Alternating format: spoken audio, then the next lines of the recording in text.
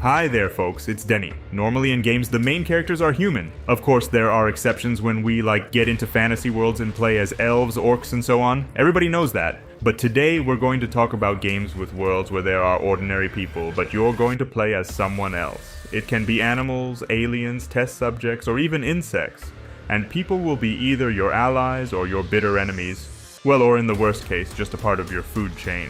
Trust me, it will be very interesting. But before we begin, don't forget to hit the like button and subscribe if you're new to the channel. Okay, let's get started.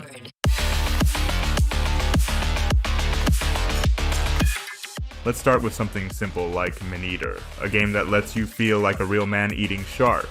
Here you are going to explore an open world, which consists of different regions. Industrial ports, resort beaches, open ocean, and others. Your main task is to explore these places, hunt other animals and people, perform side activities, and well, upgrade your shark skills. There are 4 types of nutrients in the game: protein, fat, minerals, and mutagens. Each type is responsible for a certain aspect of your shark's development, like speed, stamina, defense, or damage. The more you eat, the more you grow, and the stronger you become. There are a lot of enemies here, and they're not always humans. And I would tell you that this is a really cool game.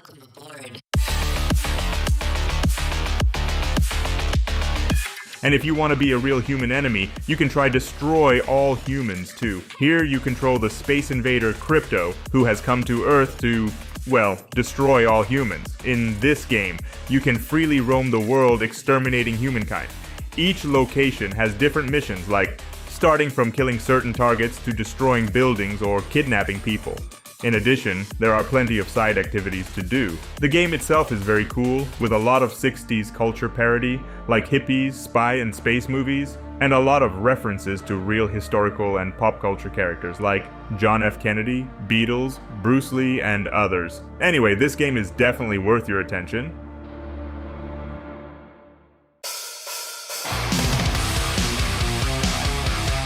And next we have a pretty old but still cool game. I'm talking about Deadly Creatures. It's an action game with fighting elements where you control a tarantula and a scorpion fighting other animals and insects in the desert. As for the gameplay, well, it consists of 2 parts, exploration and combat. Exploration allows you to navigate through a variety of places like a cave, a gas station, an old car, or a spider's nest. You can climb walls and ceilings, jump over obstacles, and do other cool stuff. Well, you won't fight with people. Rather, they serve as a kind of terrifying scenery. Your real enemies here will be ants, bombardier beetles, lizards, snakes, and even rats. All in all, it's a really fun game, even though it's old. Now, let's take a look at something, well, weird. This is Carrion. Here you play as an amorphous monster trying to escape from an underground lab, destroying and devouring everyone in its path. This, red creature with tentacles can climb ventilation shafts, smash through walls, grab and swallow people, and gain new abilities as it grows and evolves. For example, you can fire your tentacle from a distance to activate levers or toggle switches. You can control people and make them open doors or shoot at others, split to pass through tight spaces, and more. The downside to the game is that it's a bit short, but it's still a great thing to play.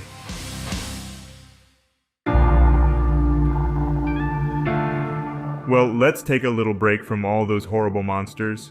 How about a game that lets you control a cute cat? Well, welcome to Stray. Here your main character is a cat who is lost in an underground cyber city where unfortunately there are no humans left, only robots of different types and sizes. However, once upon a time there were still living people here. The cat wants to get out of the city to the surface, but to do this he will have to face many dangerous things. On the way, you will make friends with a small flying drone named B12, which will help you communicate with robots and store useful items. In general, this is a kind of platformer where you have to move through different places, jumping, climbing, sliding, and hiding from enemies. Besides, here you will solve all sorts of puzzles, interact with the environment and characters, and all that. And you know what? In terms of visuals and atmosphere, this game is a real find.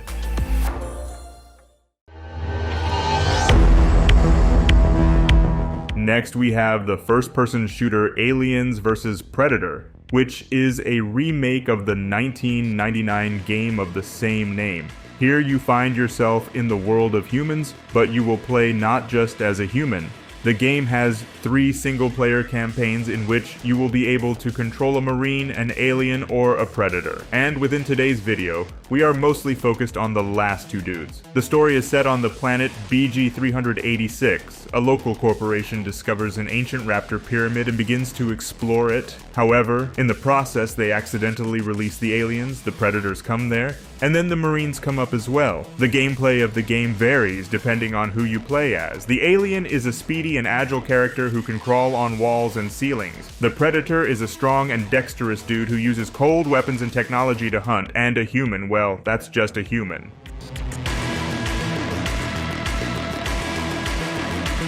You know what? Even if the main character looks like a human, it doesn't always mean they are. Take a look at Vampyr, for example. This game sends you to 1918 London, where you become a vampire doctor. The protagonist was just an ordinary man, healing people and not breaking laws, but then he was made a vampire, and now he has to, put up with his bloodlust and new abilities. The gameplay has 2 main elements: combat and social. The combat element is that you have to fight enemies using your weapons and your supernatural abilities. The social element is that you can communicate with NPCs who live in London. Do your job as a doctor and don't talk too much about who you really are.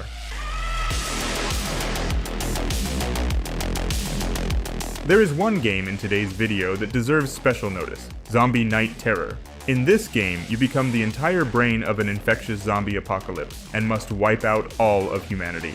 The gameplay of the game consists of 50 levels. Each one gives you a certain number of syringes with a substance that can turn people into zombies. You can choose who to infect first, who to kill first, and so on. Infected people can be given different commands like run, jump, attack, or even self-destruct. On top of that, you can turn a zombie into a horse that can jump high and far, or a tank that can break walls, or an overlord that can control other zombies, and so on. Basically, you can do whatever you want. You are the boss. Next we have Sea of Solitude, which is an adventure game about fighting with loneliness and psychological isolation. This game will tell you the story of a girl, Kai, who turned into a monster because of her inner suffering. She travels through a flooded city by boat, on foot or swimming underwater, and meets different monsters that are a reflection of her own emotions and experiences. Kai must understand the reasons for her transformation and find a way to regain her human form. The story consists of 12 chapters, each of which is dedicated to a certain character or situation from Kai's life. The game doesn't give clear instructions on what to do and where to go. Your only guide will be a voice from the radio or glowing objects. You will have to explore the environment and solve puzzles on your own. Isn't it cool? Besides the old Aliens vs. Predator, you can also play as a predator in the new Predator Hunting Grounds. It's a multiplayer combat game where a team of a bunch of foot soldiers perform their mission while another player hunts humans as the predator. You can use different predator abilities to hunt. Moreover, you can choose different classes of predator like Hunter, Berserk, or Scout. You can also customize your look and weapons. And if you've seen the Predator movies, the arsenal here will be familiar to you.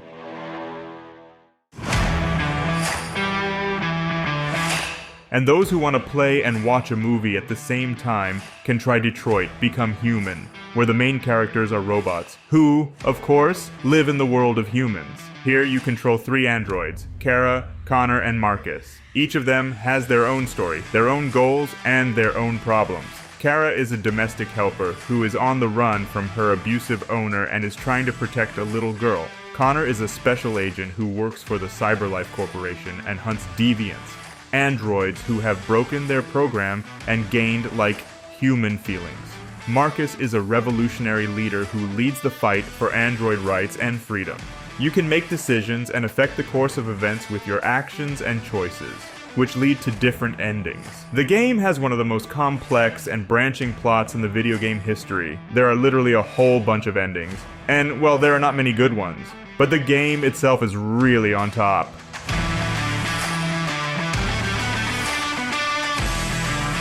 Lastly, let's take a look at something nice and cute. It Takes Two is a cooperative platformer. You play as Cody and May, 2 parents who are about to get a divorce but suddenly turn into dolls.